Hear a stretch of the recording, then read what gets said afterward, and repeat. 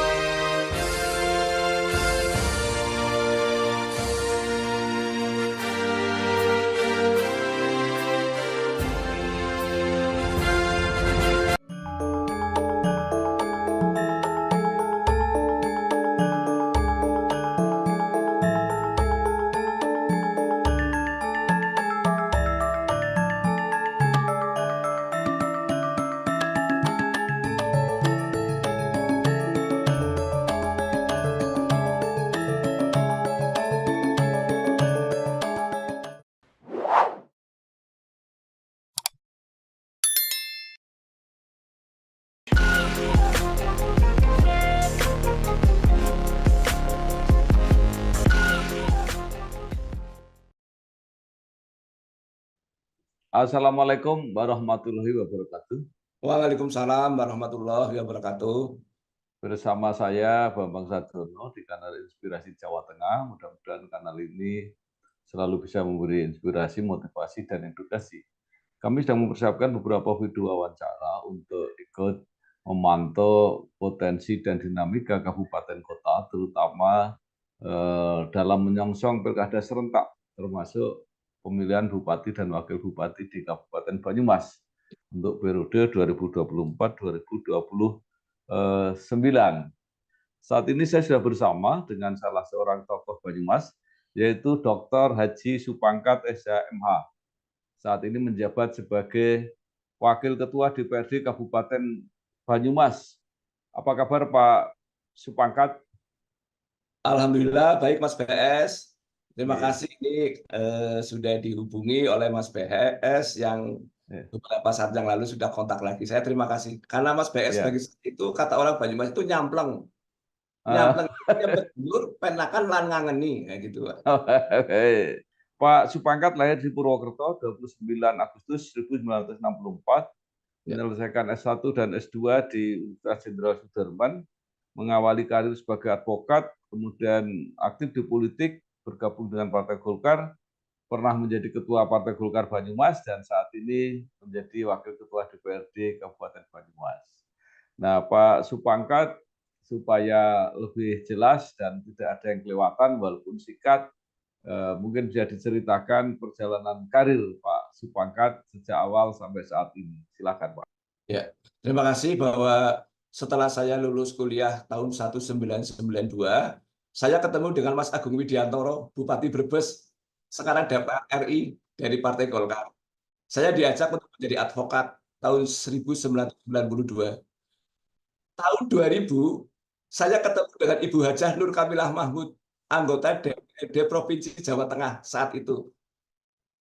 Karena saya sering ke Semarang, waktu itu saya sedang menjadi advokat, sering sidang di PT UN Semarang, dan saya waktu itu jadi pengacaranya Bu Sri Ruwiati, Ketua PDI Perjuangan Banjarnegara dan Ketua DPD. Posisinya sebagai Ketua DPD, saya mewakili sengketa Bupati Banjarnegara yang dengan Pak Jasri itu. Nah, saya ketemu Ibu Hajah Nur Kamilah, waktu itu diajak untuk masuk Partai Golkar, sehingga Musda tahun 2000, Ibu Hajah Nur Kamilah Mahmud terpilih jadi Ketua Golkar, saya dipilih menjadi Wakil Sekretaris, dan menjelang pemilu, saya menjadi YMT Sekretaris, diangkat oleh Pak Hasbi, dengan Kiai Haji waktu itu. Nah, pada saat itu saya ikut pemilu pertama kali, tahun 2004, masih seperti tertutup, ya semi tertutup. Kemudian 2004 saya ketemu Mas BS ini, waktu Mas BS salurkan menjadi Ketua DPD, Mas Haris tidak nyoblos karena mungkin terikat dengan calon lain. Yang nyoblos sekretarisnya saya, yang nyoblos Mas BS itu. Nah, kemudian tahun 2009 saya ditetapkan menjadi wakil ketua DPRD. Waktu itu Mas BS juga yang berperan. Kemudian 2012 saya terpilih menjadi ketua DPD sampai dengan tahun 2021. Kemudian 2014 terpilih kembali menjadi wakil ketua DPD. 2019 pun juga kembali menjadi wakil ketua DPD. Jadi ini sekali menjadi anggota dan 3 kali menjadi pimpinan DPRD, begitu Mas.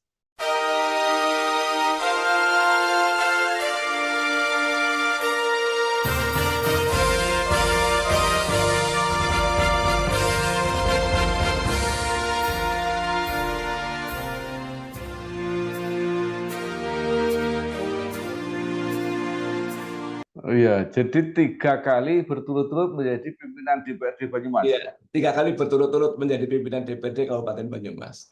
Waduh, luar biasa ini karirnya, Ya. Pak Supangkat.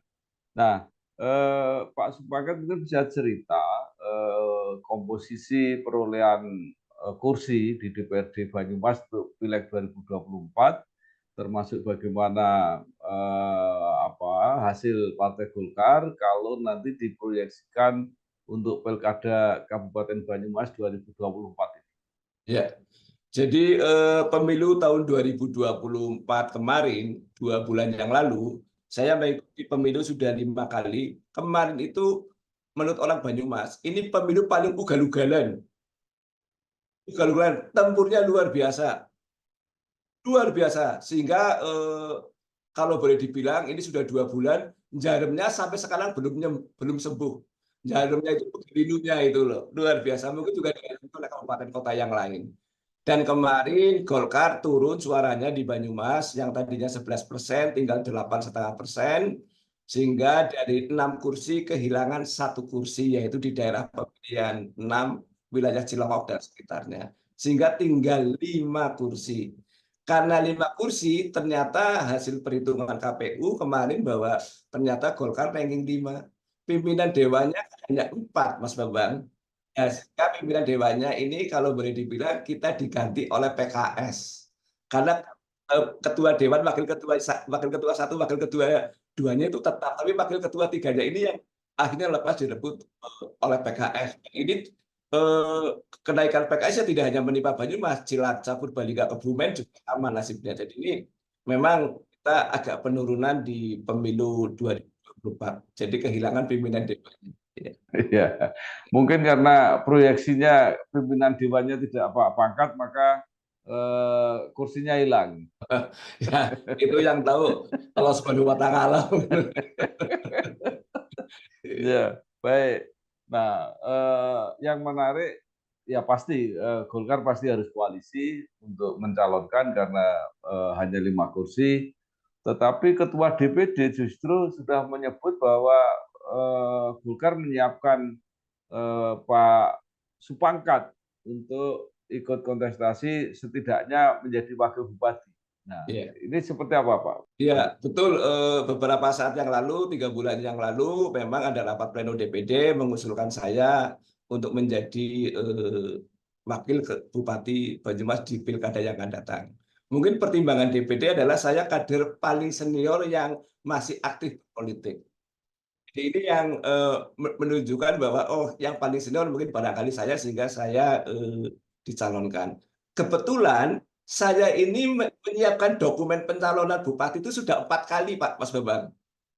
Yang pertama waktu pencalonan Pak Aristiono tahun 2003 yang masih dipilih di Gedung Dewan. Saya kan sudah menjadi sekretaris itu, saya siapkan dan menang. Kemudian 2008 ada pilkada juga bareng dengan Mas Bambang itu kan mencalonkan Singgih Huarto, tidak terpilih, ya kan. Kemudian 2013 mencalonkan Pak Marjoko juga tidak terpilih, tidak terpilih. Kemudian yang berikutnya lagi 2018 mencalonkan Pak Marjoko lagi juga tidak terpilih. Jadi saya menyiapkan dokumen pencalonan itu hanya sekali yang menang waktu Pak Aristiono tahun 2003. Iya, 21 tahun yang lalu. Malah 22 tahun yang lalu.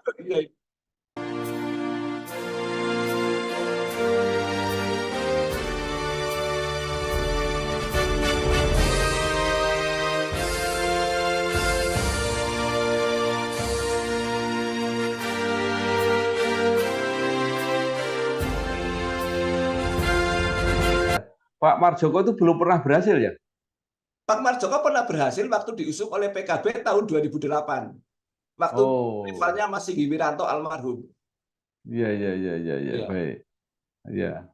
Nah, bagaimana persiapan Pak Pangkat ini untuk pilkada yang akan datang? Ya, jadi tentunya saya mengucapkan terima kasih kepada DPD yang mengusulkan saya. Mungkin barangkali saya dianggap kader paling senior yang selama ini ada di wilayah Kabupaten Banyumas. Jadi yang pasti karena kita turun 5, kita pasti harus berkoalisi dengan partai lain. Dan tentunya kan batasnya adalah 10 kursi, kita punya 5. Sehingga memang kalau saya sendiri waktu di tahun 2013-2018 saya kan menjadi ketua DPD. Saya memang selalu membangun koalisi dengan 6 partai, yaitu Golkar, Gerindra, PKB, PKS, PAN, dan P3.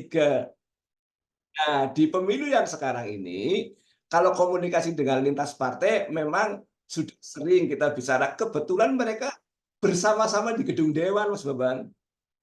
Dialognya itu lebih mudah, lebih intens. Namun semuanya juga kita akan kembali lagi nanti menunggu petunjuk DPP untuk koalisinya ini apakah tetap Kim atau mungkin boleh diperlunak dengan yang lain. Nah, ini kan butuh apa namanya informasi lebih lanjut. Tapi insya Allah mulai tanggal 5 besok, 5 Mei, kita kan sudah mulai berkomunikasi secara resmi dengan partai lain. Begitu.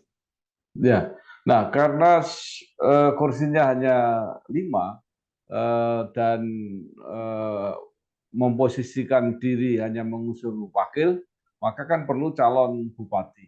Ya. Nah, calon bupati ini apakah berasal dari partai yang lain atau berasal dari luar partai yang diusung bersama-sama dengan partai lain atau seperti apa, Pak?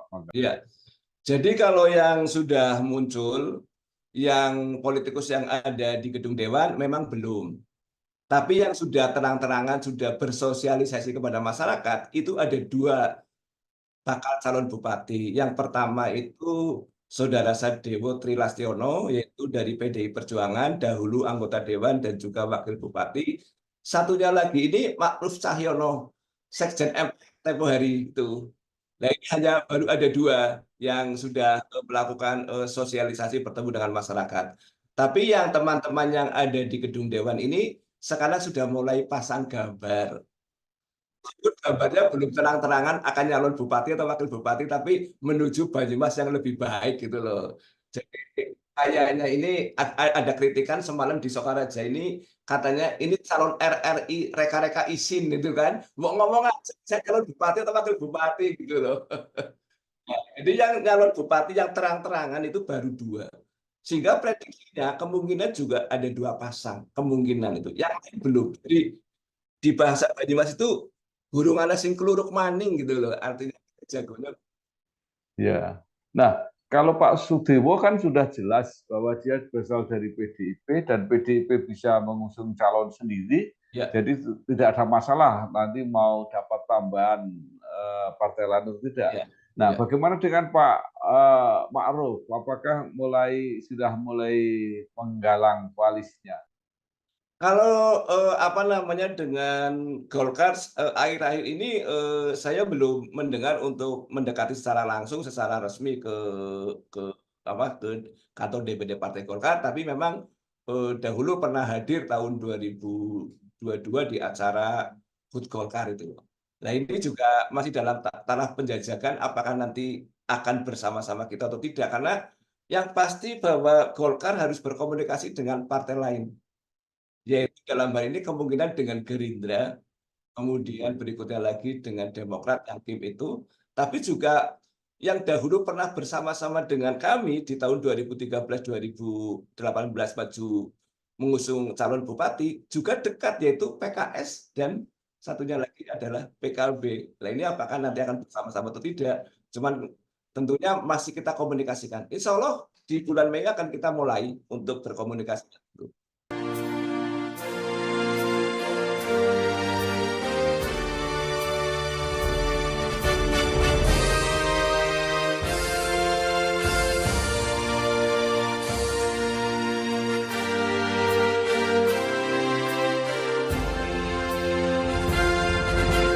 Oke, Pak Pangkat, kalau yang sudah berani terang-terangan ada dua, yaitu Pak Sadewo dan Pak Maruf.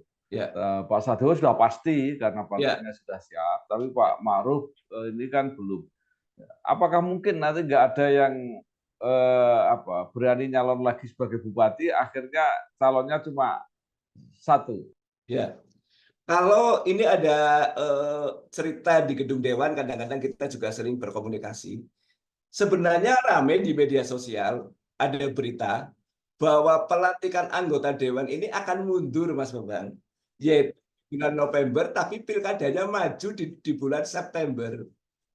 Dengan harapan jadi calon anggota Dewan terpilih. Nah ini kebetulan di Banyumas ini Mas Bambang, dari 50 anggota Dewan, 35 anggota itu kembali lagi terpilih lagi menjadi anggota Dewan. Kalau seandainya tidak harus mundur, mungkin akan bersemangat maju, Mas Bambang. Tapi kalau syaratnya harus mundur, ini bahasa Banyumasnya itu abotalot, Mas Bambang. Karena tempurnya kemarin itu luar biasa gitu loh. Nah, itu ya. Dan yang mengatakan luar biasa di pertarungannya ugal-ugalan itu justru pemain lama. Kalau pemain baru tidak paham apakah ini keras atau tidak. Nanti kalau pemain lama kan sudah berulang kali bertarung di dalam pileg gitu loh. Nah itu yang sebenarnya menjadi perbincangan itu.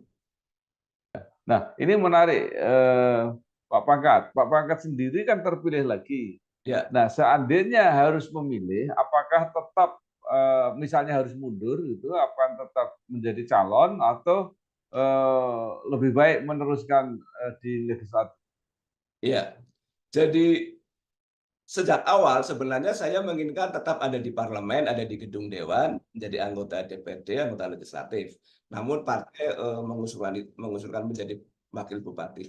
Nanti semuanya kembali lagi kepada data dan fakta. Datanya yaitu bahwa pertama memang elektabilitas keterpilihannya memungkinkan atau tinggi. Dan yang kedua, faktanya partai koalisi ini mau menerima kita menjadi wakil bupati dan faktanya juga ada bupati yang memang elektabilitasnya keterpilihannya tinggi itu. Jadi dasarnya dua itu data dan fakta ke depan. Nah, artinya kalau itu terpenuhi, Pak Pangkat tidak apa-apa mundur dari legislatif. Ya, tentunya kalau seandainya keterpilihannya tinggi, bupati ya data elektabilitas tinggi akan kita pertimbangkan. Pasti saya akan ngomong dengan keluarga karena pertempuran kemarin ini jarumnya masih ada. Tapi yang kembali ke data fakta itulah.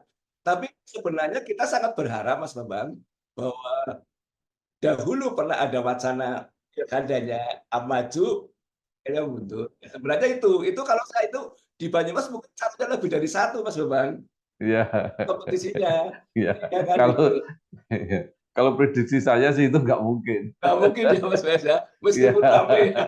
iya Ya, karena banyak yang menentang itu, jadi iya, artinya benar. Iya benar Mas Bambang. pasti Benar. Iya, pemerintah nggak berani ngotot. iya, Nah, Pangkat tadi itu situasi persaingannya. Nah, sekarang secara umum, Pak Pangkat sudah orang lama sekali di DPRD Banyumas, 3 kali ya menjadi pimpinan. Nah, selama ini apa yang menurut Pak Pangkat yang belum berhasil diwujudkan untuk kepentingan masyarakat Banyumas? iya. Jadi di Banyumas ini ada konsep pembangunan yang kerap kali kita temui di masyarakat. Masyarakat itu mintanya jali, Mas Bambang. Jali itu J-nya jalan yang bagus. J-nya itu jalan yang bagus. Di Banyumas ini memang curah hujan tinggi, kebetulan lalu lalang kendaraan yang dari arah barat ke timur, timur ke barat itu tinggi lewat Banyumas sehingga jalan seringkali rusak. Yang kedua, air bersih, Mas Bambang. PDAM itu hanya mampu melayani 61% pelanggan, sehingga kalau di jam sibuk tidak ngalir. Tapi kalau kita tanya alasan PDAM karena banyak kebocoran pipa di mana-mana. Kemudian berikutnya adalah L, listrik, penerangan jalan. Jadi dahulu itu ada cerita kalau tiba-tiba masuk wilayah Banyumas itu ketonnya peteng gitu loh. Peteng bilang ya gitu, gelap gitu kan. Nah, itu ya listrik gitu. I-nya adalah irigasi, Mas Bambang. Kalau hujan itu banjir di mana-mana. Ini yang selalu diminta oleh masyarakat. kalau singkatnya itu bahasa Banyumas, jalannya halus gini deh Padang. Jalannya bagus tapi terang gitu loh. Itu yang diminta. Tapi kalau sektor yang lain adalah pariwisata, Mas Bambang. Jadi Banyumas ini kan lebih banyak mengandalkan pariwisata. Pariwisata ini diciptakan di Banyumas sehingga Banyumas ini akan menjadi rujukan wisata di wilayah Jawa Tengah bagian barat selatan. Ya, kita punya Batu Raden, bahkan bupati yang dahulu atas persetujuan DPD pinjam pinjaman nasional 191 miliar. Ini ternyata sudah dibangun, hasilnya belum mengembirakan, sehingga bupati yang akan datang ini harus bisa apa yang dibangun dari PEN ini betul-betul sesuai dengan tujuannya, yaitu meningkatkan pendapatan asli daerah. Nah, ini belum tercipta. Dan yang lagi adalah kemiskinan, Mas Bambang. Kita kategorinya tinggi, kemarin itu data statistik, kemiskinan ekstrim kita cukup tinggi, sehingga di tahun 2024 itu kita gelontor 55 miliar untuk mengatasi itu. Jadi ini memang sudah banyak sekali yang PR yang ada di Kabupaten Banyumas ya. Halo guys, sekarang cuma dengan satu jari, semua urusan listrik langsung beres, res. Ini dia, PLN Mobile. Kalau cuma gangguan aja sih, nggak usah panik. Tinggal tap menu pengaduan, cus petugas PLN-nya langsung datang. Atau mau isi token, pasang listrik baru, atau mau ubah daya, atau cek hitungan listrik. Urusan listrik serahin aja ke PLN Mobile. Ya, baik. Pak Paket, sebelum kita lanjutkan, Pak Paket agak naik lagi supaya gambarnya lebih utuh. Ya, sedikit lagi. Oke, baik. Terima kasih, Pak Paket. Tadi diceritakan bahwa untuk mengembangkan PAD, untuk menumbuhkan perekonomian, itu ada dunia pariwisata. Nah, bagaimana dengan industri? Karena di Banyumas juga ada pabrik semen kalau tidak salah. Ya. Itu perkembangannya seperti apa, Pak? Ya, jadi pabrik semen yang ada di wilayah Aji Barang ini kurang menggembirakan, Mas Bambang. Bahkan sudah dialihkan kepemilikannya, tapi tidak maksimal. Jadi ada beberapa pabrik yang ada di Banyumas ini perkembangannya tidak sebagaimana yang diharapkan. Kalau saya lihat, Banyumas itu lebih banyak menjadi kota pendidikan, kota perdagangan, dan jasa. Kalau jasa luar biasa, hotel luar biasa di sini. Bahkan uang beredar nomor 2 se-Jawa Tengah setelah kota Semarang. APBD kita 3,8 triliun, tinggi untuk kategori di Jawa Tengah. Nah, ini menunjukkan bahwa kita lebih banyak bahwa kita di perdagangan dan jasa. Rumah sakit bertebaran, Mas Bambang. Bahkan JIH yang ada di Jogja sudah ada di Kecamatan Kembaran. Jadi banyak sekali, termasuk ada ortopedi, masyarakat yang ada di wilayah Jawa Barat pun berobatnya ke Purwokerto.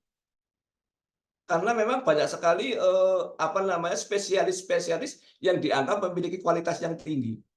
Itu yang rumah sakit. Berikutnya lagi perguruan tinggi, Mas Bambang. Kita mahasiswanya 36.000 di Banyumas.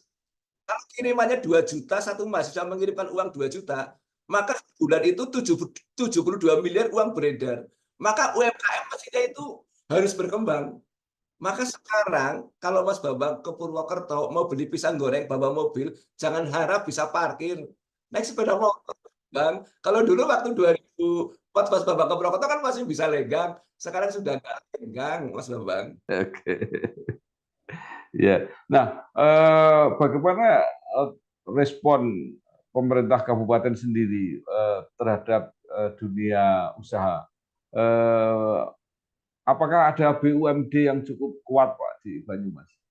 Ya, jadi BUMD yang cukup kuat ini ya kita yang paling sangat diharapkan ya PDAM itu yang betul-betul berupaya memenuhi hajat hidup rakyat banyak karena hubungannya dengan air. Itu yang paling potensi itu, sehingga kita akan terus mengenai modal yang ada di PDAM. Kita itu hampir setiap 2 tahun itu kita ngeplot anggaran sampai sekitar 15-25 miliar untuk PDAM. Itu yang lebih banyak itu. Kalau yang lain hanya ada jasa perbankan aja, Mas PS. Jasa perbankan itu juga kita suplai terus karena mereka melayani para pedagang kecil yang senantiasa membutuhkan pinjaman-pinjaman itu. Jadi lebih banyak itu, Mas. Ya. Bagaimana kalau BLUD yang pariwisata itu, Pak? Nah, BLUD yang pariwisata ini lagi betul-betul yang bikin anggota dewan ini kalau di rapat paripurna ini betul-betul gregetan dengan pemerintah. Misalnya kita pinjam uang 191 miliar digunakan untuk pengembangan Batu Raden 33 miliar. Ditambah membuat Taman Botani 15 miliar. Tapi pengunjungnya tidak memenuhi target. Dan yang terakhir ini pengembangan Mas Kemambang, itu wilayahnya di wilayah Purwokerto Utara, Mas Bambang. Kalau Mas Bambang nginep dulu di Hotel Dinasti itu belakangnya, ini tarifnya diturunkan oleh bupati yang lama. Sekarang itu tarifnya 2.000. Kan nggak bisa nutup ini. BLUD-nya bagaimana? 2.000 dengan parkir, mahal parkirnya. Iya kan? Nah, itu loh. Nah, sementara ini belum berkembang sehingga ini kelihatannya masih perlu dibenahi untuk beberapa yang dilakukan oleh BLUD. Ini memang perlu sekali bupati yang akan datang harus melakukan terobosan bagaimana menyelamatkan itu semua karena BLUD yang sekarang ini belum sesuai dengan harapan. Dahulu kita punya perencanaan menciptakan Purwokerto yang menjadi kota pariwisata.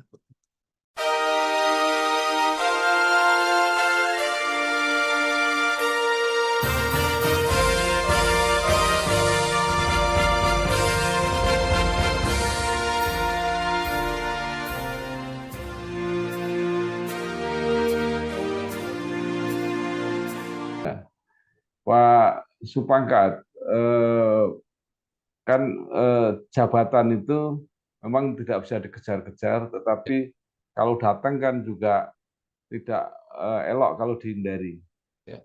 Jadi kalau Pak Supangkat betul nanti bisa menjadi wakil bupati, Ya, insya Allah itu kira-kira apa ya. yang akan diprioritaskan? Ya, jadi begini Mas Bambang, di Banyumas itu kan ada adat kebiasaan namanya ngupati, Mas Bambang.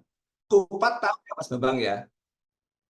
Iya, kupat kan 4 itu kan segi 4. Bahwa manusia hidup itu sudah ditentukan oleh 4 hal. Yang pertama waktu kita di roh waktunya kita berada di rahim ibu dimasukkan roh pertama. Yang kedua ditentukan rizkinya. Yang ketiga itu ditentukan jodohnya dan yang 4 ditentukan kematiannya. Saya pun juga tidak menduga kalau akan menjadi anggota dewan dan jadi pimpinan dewan diorbitkan oleh Mas BS itu, gitu kan.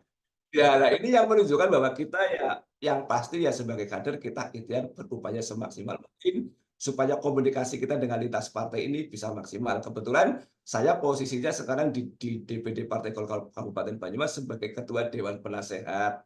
Ketuanya Mas Arief Dwi Kusumawardana. Insya Allah saya ingin terus untuk komunikasi lintas partai, semoga bisa lancar, bisa sepaham. Tapi harapannya kalau seandainya kelak berkoalisinya dengannya gubernur linier sama itu loh Mas BS. Enggak sama itu, repot di daerah ya kan. Jangan sampai antaranya karena gubernur dan kabupaten kan bupati kan bareng ini Mas BS. Iya. Jadi ini menarik. Saya baru mendengar dari Pak Pangkat bahwa koalisi antara Pilgub dan Pilbub ini kalau linear itu akan lebih memudahkan. Itu seperti apa? Jadi begini, kalau misalnya kita berkoalisi dengan misalnya ini Kim gitu kan, Kim kan 4 partai itu kan, Gerindra, Golkar, PAN sama Demokrat. Kalau dari sana seiring sejalan, ini sama ini. Artinya kalau sudah mengumpulkan seluruh kader partai, potensi kader partai itu sama. Orang-orang sing asal pindah gitu loh Mas Bambang. Nah ini artinya bahwa energinya lebih ngumpul gitu loh. Mas Bambang supaya kalau seandainya ini bisa dilakukan kan akan lebih baik gitu kan. Jangan sampai di gubernur A di kabupaten B. Nah ini supaya saya mengikuti beberapa kali pilkada ini kalau pemilihan gubernur dan bupati wali kota tidak linear ini ya menyulitkan yang di bawah ini Mas BS. Saya lihat itu. Tapi kebijakannya kan ada di DPP nantinya. Ya, saya kira ini perlu disampaikan karena tidak terfikirkan. Jadi masing-masing hanya mencari peluang kecocokan masing-masing, tapi tidak membayangkan kesulitan sosialisasi di masyarakatnya. Masyarakat iya lah itu. Jadi kemarin juga sudah bergeser ya pemilihan waktu pemilihan legislatif Bahkan kemarin itu untuk beberapa kader potensi itu sudah menyampaikan, "Sudahlah kalau kamu bingung coblos partainya, nggak usah calegnya." Ini kan untuk mendorong masyarakat supaya nggak bingung dalam memilih. Ya kita sudah kampanye sudah begitu Mas Bambang, karena apa? Di Golkar ini kan kadernya banyak kader pemilih tradisional yang semakin sepuh. Daripada bingung coblos partainya. Nah ini daripada suaranya mubah gitu loh Mas Bambang.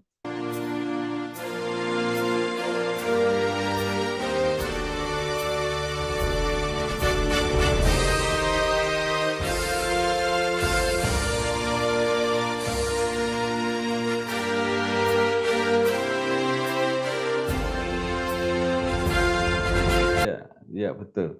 Nah, Pak Supakat yang terakhir, apa harapan Pak Supakat? Tadi Pak Supakat sudah mengatakan bahwa pada waktu pileg itu prakteknya ugal-ugalan Ugal-ugalan ya itu.